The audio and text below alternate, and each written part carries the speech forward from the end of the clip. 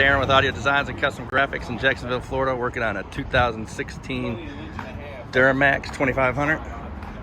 We've built an enclosure in here for 410s under the seat. And you can see that this box contours right perfectly with the seat, doesn't stick anything out, any past it. We did 4 AudioMobile 10s. It's a stack fab enclosure, so we plane this down on our CNC machine. It's a perfect fit to the seat here too. And we did do a seat lift. Well, he actually did it. I think it's about 1.5 inches, so he did lift the seats up.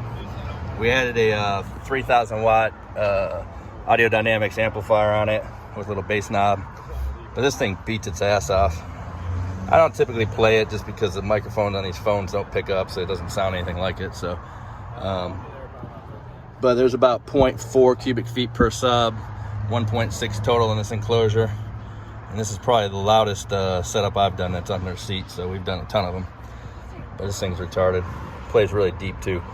We sell these on our website too, so you can go to store.audiodesigncg.com. We do have 210 boxes, 212 boxes under there. If you want to lift the seat up, you can get more subs under here. But this thing's ridiculous.